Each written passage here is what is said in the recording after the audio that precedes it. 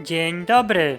W tym filmie zaprezentuję krok po kroku, jak uszyłem spodnio-nogawice do swojego warhammerowo-landsknechckiego stroju. Poradnik ten składa się z dwóch części. W tej omówię materiały, jak stworzyć wykrój nogawic oraz jak je ozdobić, a w następnej uszyję podszewkę oraz złączę poszczególne elementy w całość. Moje nogawice uszyję z czerwonej, dość lekkiej wełny o skośnym splocie z domieszką włókien syntetycznych. W moich nogawicach wszyję również podszewkę z cienkiego płótna lnianego, ale dla osób, które pierwszy raz będą szyć tego typu spodnie, odradzam wszywanie podszewki, ponieważ jest to dodatkowe utrudnienie, a jej stosowanie absolutnie nie jest konieczne. Użyję także grubszego płótna lnianego do naszycia ozdobnych pasów. Nogawice będę szyć ręcznie, ale w znacznej części można je uszyć maszynowo. Niezbędne będą podstawowe narzędzia do szycia: igła, nici, nożyczki, szpilki, miara i coś ścieralnego do rysowania po tkaninie. Ja używam markera krawieckiego, który z łatwością schodzi po przemyciu wodą. Wybierając tkaninę na nogawice, warto zwrócić uwagę na dwie ważne cechy: jej rozciągliwość oraz przyjemność w dotyku. Moja wełna spełnia tylko jedno z tych kryteriów i nie jest nim delikatność, co jest głównym powodem, dla którego zdecydowałem się wszyć podszewkę.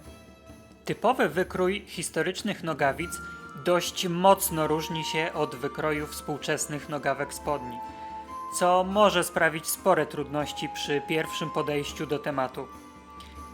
Na każdą z dwóch nogawic składa się tylko jeden kawałek materiału, z jednym szwem biegnącym z tyłu nogi, w odróżnieniu od współczesnych spodni, gdzie najczęściej na każdą nogawkę przypadają po dwie części zszyte po bokach.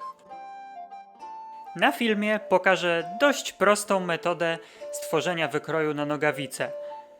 Przy czym nie jest to ani jedyny, ani też niekoniecznie najlepszy sposób, ale przy odrobinie cierpliwości i prób pozwala osiągnąć zadowalający efekt. Dla ułatwienia tworzenia wykroju polecam wykorzystać jakieś stare spodnie, których nie szkoda wam pociąć, oraz kawałek próbnego materiału. Im bardziej dopasowane spodnie, tym lepiej, przy czym nie mogą być z elastycznego materiału, bo po zdjęciu ich z nóg i tak nie będą trzymać wymiaru, jaki potrzebujemy. Spodnie rozkładamy na płasko i rozcinamy je na środku na dwie nogawki.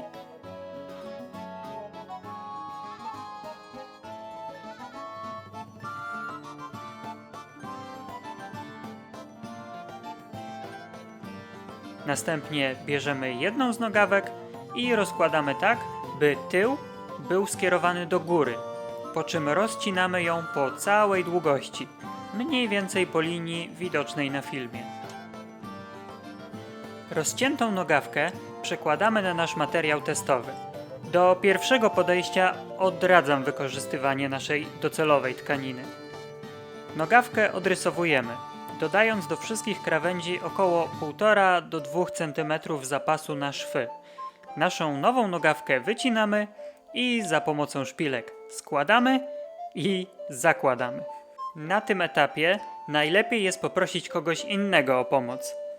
Ponownie wykorzystując szpilki, nogawkę dopasowujemy do nogi, przy czym raczej odradzam super dokładne dopasowanie, chyba że nasz materiał docelowy jest bardzo rozciągliwy.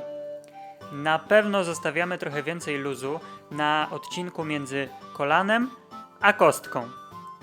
Po dopasowaniu powinniśmy wciąż być w stanie zdjąć nogawkę bez wyciągania szpilek. W przeciwnym razie przesadziliśmy z dopasowaniem. Jeżeli proces przebiegnie pomyślnie, to odcinamy nadmiar materiału. Oczywiście pamiętając o zapasie na szwy i w ten sposób otrzymujemy gotowy wykrój na nogawki. Ja osobiście wykorzystałem ten sam wykrój na obie nogi. Oczywiście druga nogawka będzie lustrzanym odbiciem tej pierwszej. Ale jeżeli chcecie zrobić bardzo dopasowane nogawice, to bezpieczniej zrobić oddzielne wykroje dla obu nóg. Jeżeli nasz wykrój jest już gotowy, to możemy przystąpić do wycinania i szycia. Zanim jednak to zrobimy, koniecznie pamiętajmy o dekatyzacji tkaniny, czyli w dużym skrócie namoczeniu jej na zmianę w gorącej i zimnej wodzie, aby doszło do jej skurczenia. W przeciwnym razie nasz gotowy strój może się skurczyć po pierwszym praniu i stać się za mały. Ja do pierwszego moczenia zwykle dodaję też trochę proszku do prania. Czas na wycięcie nogawek, wykorzystując przygotowany wcześniej wykrój. Zanim to zrobimy, należy sprawdzić, w którą stronę rozciąga się nasza tkanina. Zazwyczaj jest to po skosie, dlatego często przy nogawicach mówi się, że powinny być cięte po skosie. Nasz wykrój układamy tak, by gotowa nogawka rozciągała się na boki, dzięki czemu lepiej będzie się dopasowywać do nogi. Żeby nogawice wyglądały trochę ciekawiej, to obie nogawki w jakiś sposób trochę zmodyfikuję.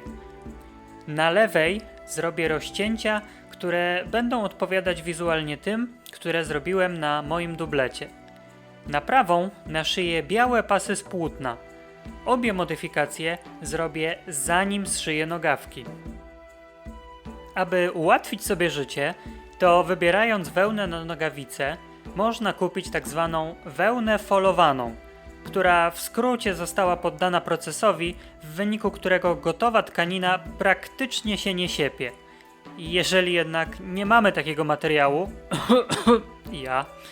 to rozcięcia należy oprzeć. Inaczej będą się po prostu sypać i będzie to wyglądać bardzo nieestetycznie. Miejsca na zdobienia zaznaczam na tkaninie i rozcinam nożyczkami.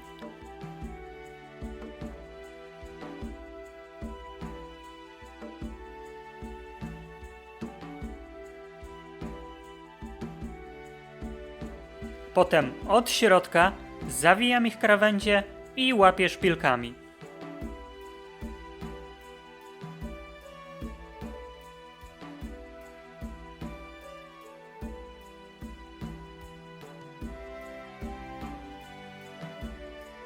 Następnie obszywam je ręcznie. Igłę z nawleczoną nicią wbijam w płaszczyznę tkaniny i wyciągam ją przez zagięcie, po czym parę milimetrów dalej powtarzam czynność. Rezultatem tego powinien być rządek równoległych, krótkich, skośnych odcinków nici, które będą przytrzymywać krawędź rozcięcia, zapobiegając przed siepaniem.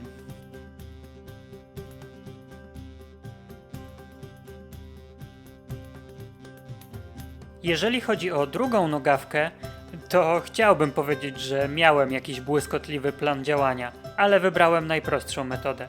Kształt nogawek jest bardzo nieregularny i zrobienie idealnie dopasowanych pasów wymagałoby mocnego kombinowania, więc zdecydowałem się na kompromis między ilością pracy a efektem wizualnym. Zmierzyłem nogawkę na samym dole, około 33 cm i odjąłem zapas na szwy. Pozostałe 30 cm podzieliłem na 6, bo chcę 3 pasy białe i 3 czerwone i wyszło około 5 cm na pas. Na górze zmierzyłem nogawkę w najszerszym miejscu, gdzie zachowana jest ciągłość materiału, czyli zaraz pod wycięciem na krocze. Około 63 cm i po matematyce jak wcześniej zostaje nam około 10 cm na każdy pas. Rezultatem są 3 pasy o szerokości 5 cm na dole i rozszerzające się do 10 cm na górze. Przy czym pas kończący się pod kroczem, mimo że jest krótszy, również rozszerza się do 10 cm. Nie będę ukrywał, że nie jest to metoda idealna i w waszym przypadku może wymagać trochę prób i błędów z dopasowaniem szerokości pasów do otrzymania zadowalającego efektu wizualnego. Wykonane z papieru wzory wykorzystuję do odrysowania na płótnie, ale do obu boków dodaję zapas na zawinięcie krawędzi. Zamiast płótna możemy zastosować folowaną wełnę. Wtedy pasy możemy od razu wyciąć w docelowych wymiarach, bez zawijania brzegów. Stosując płótno, trzeba wziąć pod uwagę, że może trochę prześwitywać. Przy wełnie raczej tego problemu nie będzie. Brzegi zawinąłem i zaprasowałem. Gotowe pasy układam na nogawce. W przeciwieństwie do wzorów z papieru, pasy z tkaniny możemy trochę dopasować do konturu nogawki. Ale nie przesadzajmy z ich wykrzywianiem, ponieważ po przyszyciu może to powodować nieestetyczne ściąganie i marszczenie materiału. Gdy jestem zadowolony z efektu, pasy zabezpieczam szpilkami i przystępuję do ich przyszywania. Do szycia używam woskowanej, lnianej dratwy oraz igły z dużym oczkiem, by być w stanie przewlec moją nić.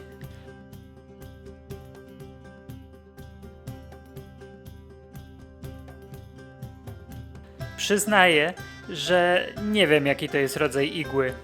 Pochodzi z jakiegoś zestawu, prawdopodobnie igieł tapicerskich, i wybrałem ją tutaj ze względu na wielkość oczka. Jej kształt w tym wypadku raczej nie pomaga w szyciu.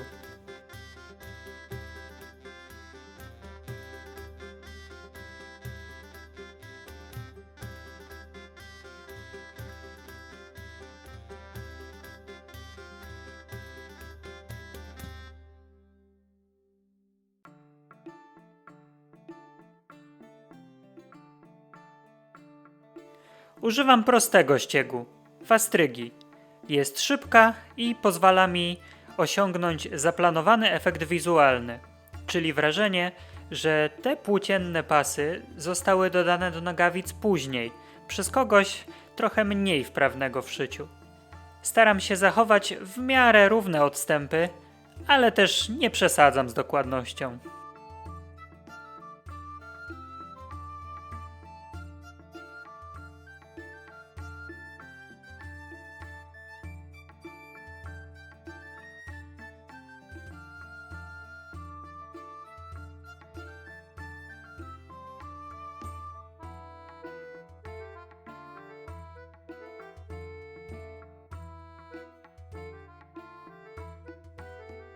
Na tym kończę pierwszą część tego poradnika.